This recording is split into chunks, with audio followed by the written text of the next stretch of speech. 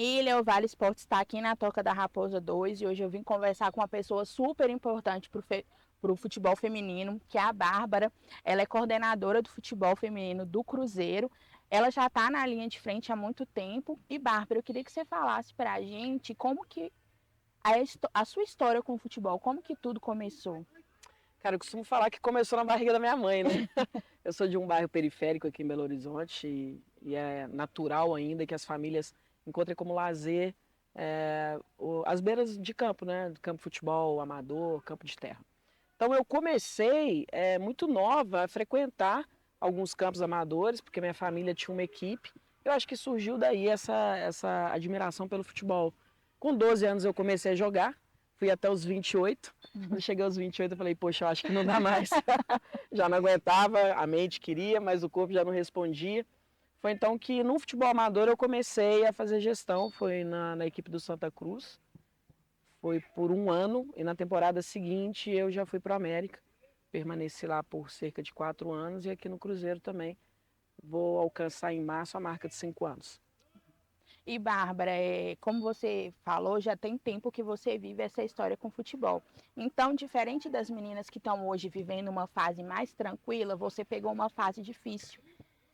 Porque não é novidade para ninguém que o futebol no nosso país foi proibido durante muito tempo. O futebol feminino agora que está pegando uma visibilidade, que as pessoas estão reconhecendo. Até então, na minha opinião, e acredito que para muitos, as pessoas viam o futebol feminino como não lucrativo, não Sim. dava dinheiro, então não valia a pena investir.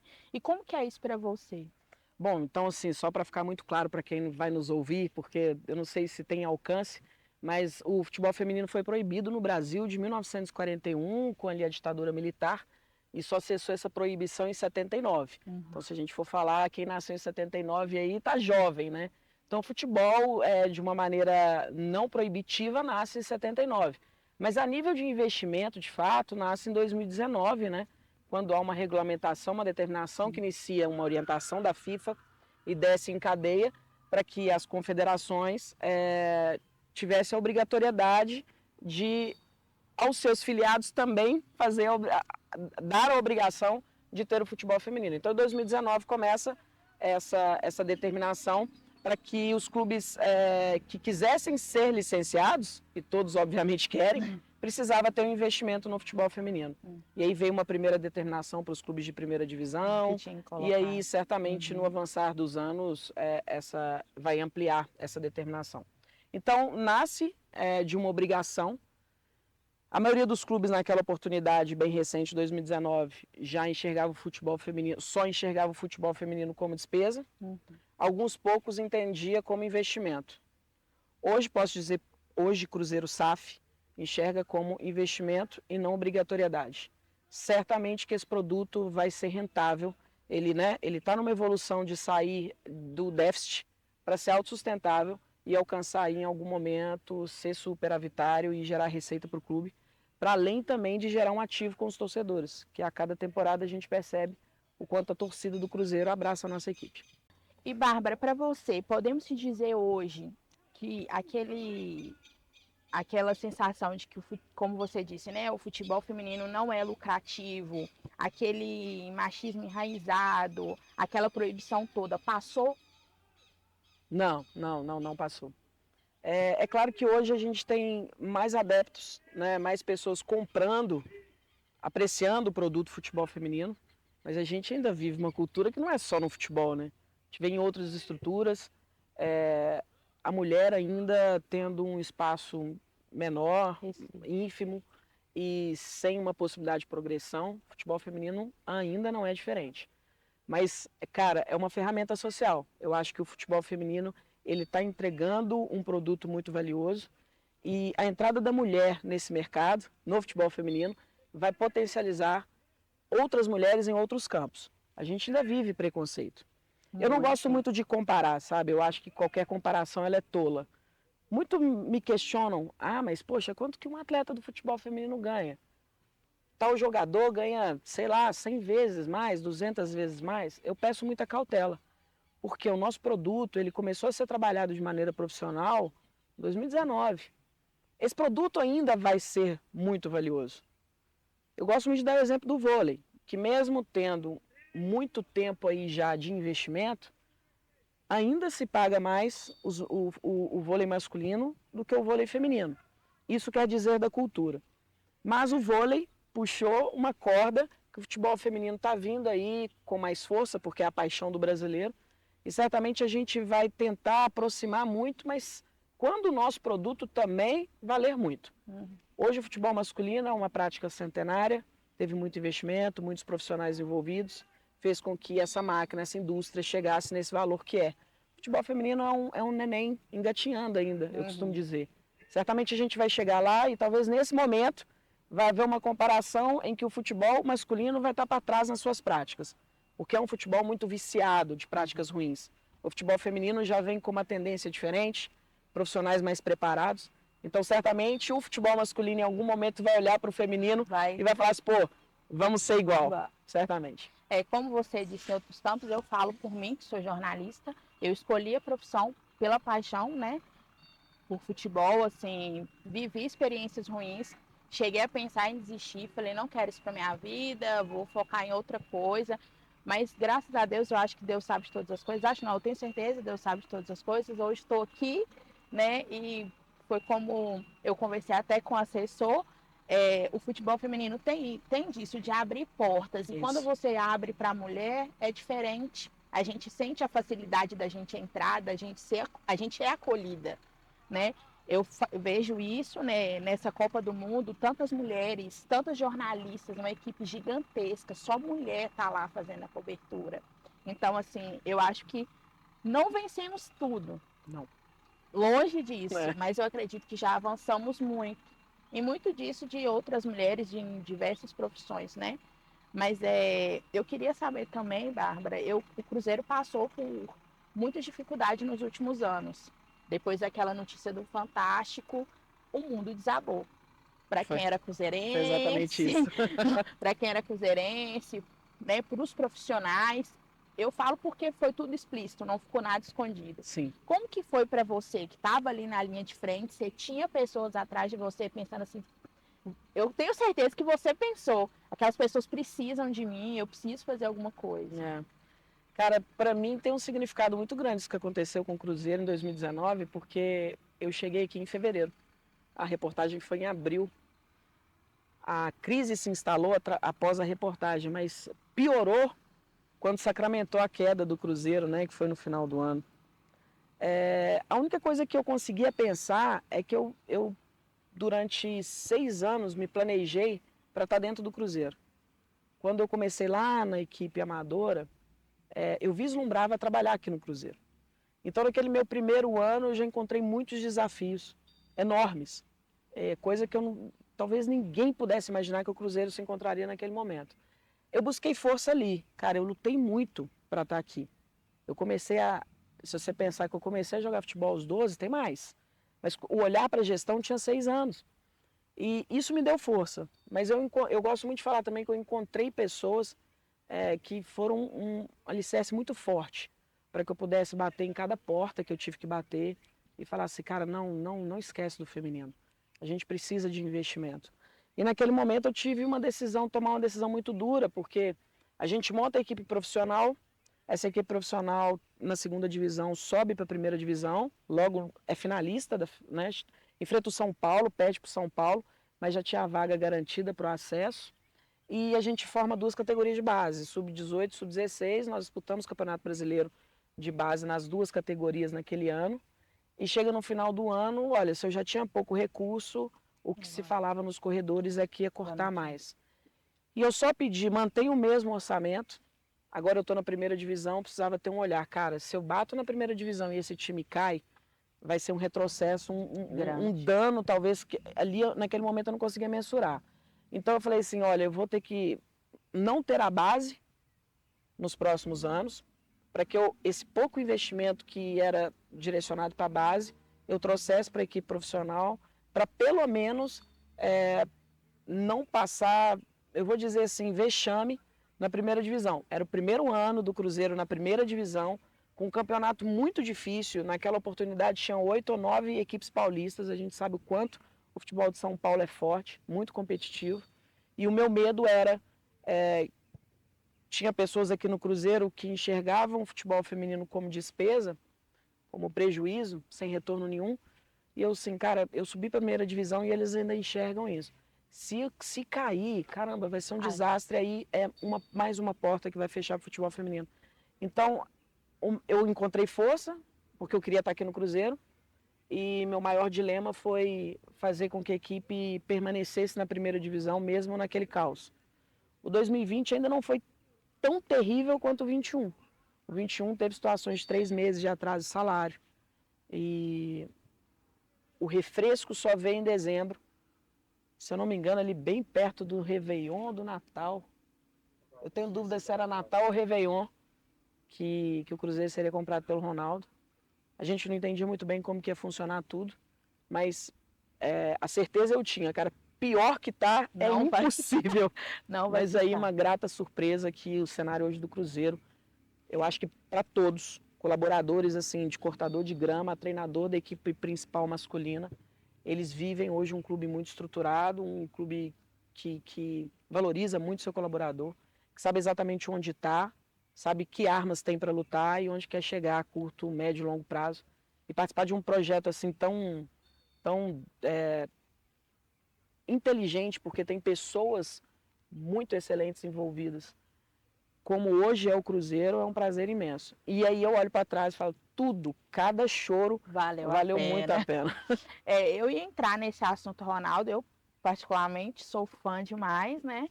E ele veio como o salvador da situação, né? Como você mesmo disse. E como que é para vocês hoje a diretoria dele? Você vê mais recursos do que a antiga?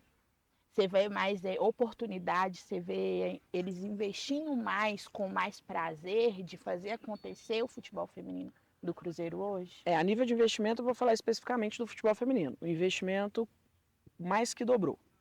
Então, esse é o ponto. Mas, para além só de investimento, há um processo muito organizado. E essa é a grande questão. Mesmo tendo dobrado o investimento, a gente ainda não compete com alguns clubes a nível de orçamento anual, de equipes de São Paulo, o Flamengo também é uma equipe que está investindo muito. Ainda não temos o recurso financeiro tanto quanto essas equipes. Mas o que a gente entrega de estrutura, o que a gente entrega de ideia e entrega assim de cara limpa, olha, isso aqui a gente tem, é isso aqui que a gente quer fazer, com muita verdade, muita sinceridade em todas as tratativas, faz com que o Cruzeiro hoje figure como uma das principais equipes quando o atleta vai olhar e falar assim, ano que vem eu quero jogar onde? Eu tenho hoje esse recorte porque entrei no Cruzeiro em 2019, 2023 pensando no elenco para 2024, não teve nenhum atleta que a gente abordou que falasse não para o Cruzeiro. Todas aí a gente já está trabalhando, olhando o mercado, a gente procura o empresário, a gente procura atleta. Todos querem que atleta venha para cá, porque sabe o quanto está poderoso esse projeto. Se você fizer uma pesquisa aí dos 16 clubes que disputaram a primeira divisão do Brasileiro 2023, eu não consigo te falar nenhum que conta com a mesma estrutura que o profissional masculino. Onde os caras treinam, onde a gente treina, onde eles fazem tratamento de saúde e performance, é onde está a equipe, onde eles fazem as refeições, é onde está a equipe feminina. Não tem nenhuma distinção. Então, hoje, se você olhar, eu sou capaz de cravar aqui, te afirmar que nenhum clube faz isso com o futebol feminino. Isso é muito rico, porque não é só investimento, é uma quebra de cultura. Elas entram e saem daqui se sentindo parte. É de igual para igual, né? Não, É de igual para igual. não tem diferença. Eu gosto de contar um caso, e vou resguardar um nome. Em 2019, a gente treinava na PUC do Coração Carístico, as meninas alojavam ali numa estrutura próxima, e teve uma atleta que lesionou e precisou fazer tratamento. E o médico aqui, eu posso até... Não, eu vou resguardar o nome. Mas o médico aqui falou, por favor, traga a atleta aqui, pode mandar ela vir aqui que eu vou olhar ela agora. Quando ela passou naquele portão, um da diretoria me ligou e falou assim, o que a atleta do futebol feminino está fazendo aqui? Eu falei, o doutor tal falou que ela podia ir para fazer o tratamento. Não quero futebol feminino pisando aqui. Que isso? A atleta teve que voltar sem nenhum tipo de tratamento aqui. A gente tinha outro recurso, que era plano de saúde, mas usar a estrutura, as atletas não podiam passar nem no passeio da toca.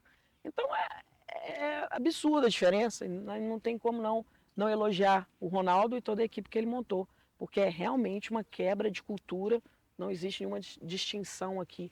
Isso é para o futebol masculino e não pode ser para o futebol feminino. Nós já estamos no meio do ano, né? Já estamos aí em agosto de 2023. Você mesmo falou que já se fala em novos atletas, em permanecer atletas para o ano de 2024. Principalmente as renovações. E o que a torcida do Cruzeiro pode esperar para o futebol feminino do ano que vem e ainda desse ano, né? Porque acho que não se pode pensar só no futuro, tem que começar do presente. Sim, sim. É atenção total ao dia de hoje, ao dia de amanhã, mas também a gente não pode deixar de olhar para as próximas temporadas. Faz parte da máquina do futebol, não tem como ser diferente disso. Para esse ano, a gente está tendo um cuidado enorme de olhar para as nossas atletas. A gente vai valorizar primeiro aqui dentro, para depois pensar lá fora. Isso já foi feito. É claro que ainda tem algumas atletas que figuram ali numa condição assim, vamos observar mais. E nesse contexto a gente precisa olhar para fora. Mas a valorização interna, esse olhar, essa atenção, ela já foi feita. O Campeonato Mineiro é super importante para a gente. A gente viveu anos muito ruins, que criou um problema emocional, parte do que a gente não conseguiu conquistar nos outros anos, e muito direcionado às finais do Campeonato Mineiro, tinha muito a ver com o ano que a gente vivia, de ausência de uma completa estrutura, até atraso de salário. Esse ano a gente não vive nenhuma sombra disso. Então a gente tem como obrigação para o nosso torcedor entregar esse título. Então isso a gente não deixa de toda reunião de comissão técnica, que acontece todo pré-treino, de falar sobre isso. Então, criando estratégias para além do que já foi feito nesses 8 primeiros meses, para a gente buscar esse título, a gente precisa entregar isso para o torcedor. Para o próximo ano, o Cruzeiro tem um plano muito bem definido, desenhado. E a cada temporada a gente precisa entregar equipes mais competitivas.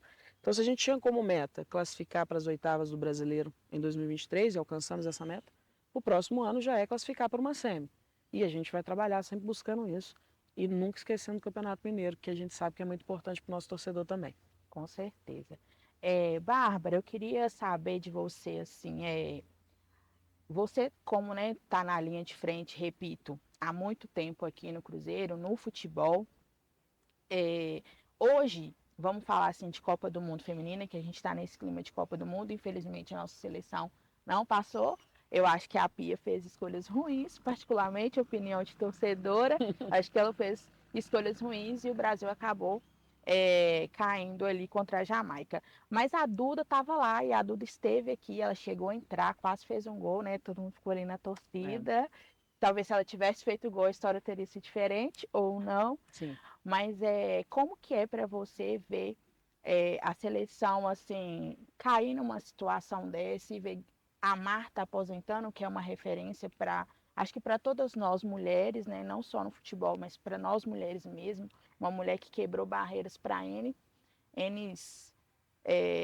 objetivos, N coisas. E como que é para você isso tudo? Ver a seleção nessa situação, ver uma jogadora que passou por aqui, teve histórico, eu sei que teve outras que já foi convocadas, mas não chegou a jogar, outras jogou. Uhum.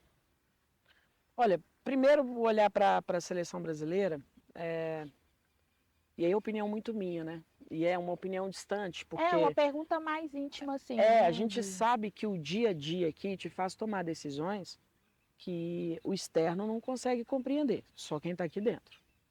Falar sobre uma escalação errada, eu acho que é pouco. O trabalho de 4 anos, para mim, não entregou resultado. O que acontece? A gente vive um futebol feminino que as atletas elas não têm lastro de base. E a gente tem esse jeito gingado e malandreado de fazer futebol, que é do brasileiro.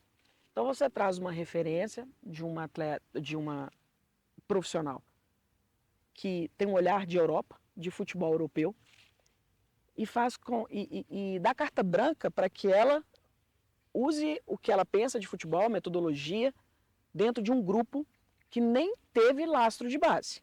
Então, qual que é a dificuldade? Fazer hoje o futebol europeu, ele exige muita disciplina. Essas atletas, e não acho que elas são as culpadas, porque faz parte do meio que elas praticaram o futebol, elas têm muita dificuldade, de fato, em fazer uma coisa repetidas vezes, como hoje é a cara do futebol europeu. Precisa de muita disciplina. Cara, não é o modelo de hoje as atletas que estão na seleção brasileira.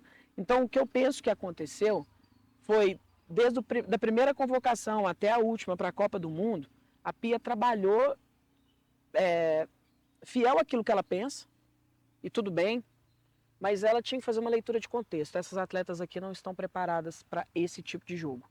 Era muito melhor ela dar liberdade para que as atletas fossem na sua excelência, ela reconhecesse a excelência dessa é essa, isso é isso, então agora eu convoco a equipe para a seleção brasileira, eu convoco essas atletas, ela ia ver um jogo muito mais alegre, muito mais a cara do Brasil, e talvez a gente não acho que temos estruturas para ser campeãs do mundo, mas certamente a gente teria avançado de fase. Opinião, tá? Obviamente. E, claro. Sobre a Duda. A Duda, desde o primeiro dia que ela foi fazer um teste no América, né? O caso dela é muito curioso, porque eu abri um teste no América, o América estava muito sem recurso para eu trazer atletas que já estavam disputando competições em outras equipes. Eu falei assim, cara, eu preciso olhar para essas meninas daqui e meninas mais novas, e a gente abre seletiva e um trabalho de formiguinha. Elas faziam inscrição por um formulário, eu recebia por e-mail, eu pegava aquelas informações e destrinchava em planilhas, por dias, por horário e tudo mais. E foi quase 300 meninas, e eu respondi 300 e-mails. Você foi selecionada, tal dia, tal hora, trazer isso, aquilo outro. E quem fez a inscrição para a Duda foi um vereador da cidade dela, Jequeri, que é um distrito, na verdade. Esse vereador recebeu meu e-mail com meu mosca. Não falou com ela nem nada. Passa umas 2 semanas, um telefone insistentemente me ligando, mas muitas vezes assim. Engraçado, eu estava esperando para fazer uma reunião com o secretário de esportes da época, que é o falecido Bebete Freitas, e ele me pediu um tempo, aí eu estava meio boba assim, eu falei, vou atender o telefone. Eu atendi, era a mãe da Duda, explicando essa situação e pedindo uma oportunidade para a filha. Teria a segunda etapa daquelas que foram aprovadas na primeira, eu incluí ela, coloquei ela, e o jeito que ela pegou uma bola, eu lembro claramente assim, no meio de campo do lado direito, que ela cruzou a bola na outra ponta, na ponta esquerda, e ela tirou o peso da bola. Aí eu falei, cara, essa menina só tem 15 anos, é muito diferente. Ela começou a fazer um contra um muito interessante, ela tinha um arranque muito interessante, mas o mais absurdo que até hoje eu vejo nela, que quando ela pega na bola, parece que todo o contexto do campo para. Ela se movimenta e quando ela solta a bola, volta tudo a correr de novo. Ela tem um jeito muito inteligente de tirar a bola da pressão. Para mim isso é absurdo nela. Já sabia que ela ia ser seleção brasileira no dia que eu passei ela no teste. E o treinador, na época, não queria. O treinador chegou e falou, não vou provar ela não, ela é gordinha. E realmente, ela estava 15 anos ali, aquela fase da adolescência, hormônio, aquela coisa toda. Ela era bem forte. Eu falei com ele assim, cara, isso aí a gente melhora. Dá para resolver, né? Talento, tem jeito não. Pode passar. Ele a pessoa não já nasce. Aí eu peguei o papel e coloquei aprovado e ficou na minha responsabilidade a aprovação dela. Se não desse certo, mas ele hoje, certamente ia me criticar. Então hoje com certeza você fica muito feliz de ver ela assim se destacando tanto. Eu acho que é o nosso trabalho. Eu acho que de todas as dificuldades que a gente enfrenta no dia a dia, de resultados que não vêm ou qualquer outro contexto, o que dá acalento é saber que você está trabalhando a vida de uma mulher, de uma adolescente que vira mulher, e que você tira ela de diversas possibilidades de riscos que a vida entrega, né? Uma gravidez precoce, uso de droga, não ter uma vida digna. Você trabalhar isso é muito legal. E aí na hora que você vê, não precisa chegar à seleção brasileira, né? Porque não é só. Não. Tem muitos jogadores e jogadoras que não Toda chegam. forma de você entregar um nível de dignidade para qualquer adolescente ou mulher que seja, já vale a pena. Mas quando acontece o caso da Duda, é o que chama mais atenção. Então a gente pega de exemplo. Mas tudo que a gente faz aqui que melhora a vida delas, da família delas, é muito gratificante. E internamente, entre você, né, que é coordenadora, comissão técnica, as jogadoras, rola esse papo de seleção, rola essa expectativa, porque elas jogam, eu acredito, né, que elas jogam pensando nisso, almejando, né, jogar num time europeu, jogar do lado de grandes jogadoras como a Debinha, como a Marta, que infelizmente encerrou carreira. Rola esse papo entre vocês? Ah, a gente tem todo tipo de cabeça no elenco, né? Aham. Tem atleta que o desejo maior dela é ser campeã brasileira pelo Cruzeiro. Tem atleta que o maior desejo vai ser campeã do mundo vestindo amarelinha. A gente tem de tudo quanto é jeito. O que a gente sempre fala é o seguinte, é muito possível, qualquer que seja o seu desejo, e a gente está junto para ir atrás dele. Mas de todo jeito tem aqui. Não é só um objetivo de seleção. Tem outros objetivos também. E para finalizar nosso papo, eu queria que você falasse assim para essas jogadoras que estão começando, ou até meninas mesmo que sonham, que estão aí na faixa etária de 10, 12 anos, que estão no início, que sonham, que buscam isso, que você deixasse assim uma mensagem ou até sua opinião mesmo sobre, porque ver a dificuldade delas a cada dia ali, né? Cai ali, levanta aqui, cai ali, É um leão por dia. é um leão por dia. O que você, para você? Assim? Olha, eu acho que para essas garotas, jovens mulheres que têm vontade de jogar futebol, eu acho que elas já têm hoje vários exemplos que elas podem seguir. Tanto o exemplo daquelas que fazem, que mostram na prática, como daquelas que chegam, dão uma entrevista. Elas têm que mirar nisso que as atletas falam. Eu, como gestora, eu gosto muito de direcionar minha fala sempre para o pai e para a mãe dessa jovem menina, dessa criança. Cara, desconstrói essa ideia, né? De que o futebol não é para mulher. Cara, isso já passou. É para mulher, sim. Não, eu Ser brinco atleta... Interrompendo você, eu brinco com meu pai lá em casa, porque eu acho que ele deveria ter colocado eu para jogar futebol. Deveria ter te incentivado. Incentivado, Né? por que não? Mas como eu venho do interior, isso lá também é muito difícil. Ainda é mais complicado. É mais complicado ainda. Times local não tem. É. E muito difícil vai ter Se você essa for procurar uma escolinha, ela não tem time feminino, todas as dificuldades. Mas aí a minha crítica vai para o pai e para a mãe que ainda tem esse preconceito. Cara, sonhe junto com a sua filha, porque hoje é profissão. É uma profissão, é muito rentável e é muito legal a pessoa praticar qualquer que seja o nível de esporte. E se não chegar a ser profissional, pratiquem futebol, encontre com as amigas, faça o futebol feminino acontecer, não só profissionalmente, mas também de maneira lúdica, que é muito legal, faz bem para a saúde, faz bem para a mente, e aí a gente vai movimentando tudo. E para além de pai e mãe também, eu gosto muito de deixar sempre essas mensagens para o poder público, né? As prefeituras, principalmente pequenas cidades, precisam olhar, precisam fomentar o futebol feminino. Né? A cada escola de ensino fundamental, ensino médio, criar diretrizes, política. Olha, vai ter competição, vamos fomentar. E não só para as meninas também. Eu acho que isso ainda está faltando muito para a meninada, para os garotos. Mas esses garotos, eles têm um campinho de futebol, que tem um timinho ali estruturado, ainda dá para fazer alguma coisa. Vem aqui em Belo Horizonte, faz teste, vai em São Paulo, faz teste. As meninas ainda estão cercadas de ausência de estrutura, principalmente nessas pequenas cidades. Então, meu recado sempre vai para os pais, para as mães, ou para os responsáveis, né? Mãe, pai, tio, vó, porque hoje é uma infinidade de formas de família, mas também para o poder público que precisa ter esse olhar mais atento e que isso vai construir uma nação muito melhor do que essa que a gente vive. Tirar essas pessoas dessas zonas de risco e entregar possibilidades. Eu acho que o esporte, não só o futebol, ampliando aí o esporte, é uma grande ferramenta. Bárbara, eu queria te agradecer pelo bate-papo, foi muito bom, estou muito feliz de estar aqui. Na primeira entrevista com a Lenice, eu até fiquei meio nervosa, meio gaguejei, porque não é sempre que a gente tem oportunidades assim. Falo porque, apesar de já ter vivido outros momentos com o futebol, mas no masculino, é sempre aquele friozinho na barriga, você está de frente de grandes pessoas, né, de grandes referências no meio. Eu agradeço muito pelo bate-papo. Se depender de mim, o futebol feminino vai estar sempre à mostra, sempre que puder, eu vou estar ali mostrando, clamando por ele, porque é uma paixão minha mesmo, vem de berço. Mas e é isso, o Vale Esportes agradece, tá? E eu espero estar aqui em outras oportunidades e vou estar torcendo para o Cruzeiro ser campeão aí no próximo ano. Bom, eu acho que sua torcida vai dar certo. Pô, eu que agradeço a oportunidade, as portas estão abertas, sempre que precisar, independente da temática, quem for, a gente tem um elenco à disposição. todos os outros colaboradores também. Venham sempre, a gente precisa muito de vocês. Vocês é uma engrenagem desse grande motor que a gente precisa movimentar. Precisa dar espaço para a gente, dar visibilidade, que assim, eu acho que o lugar onde a gente precisa chegar vai estar mais próximo.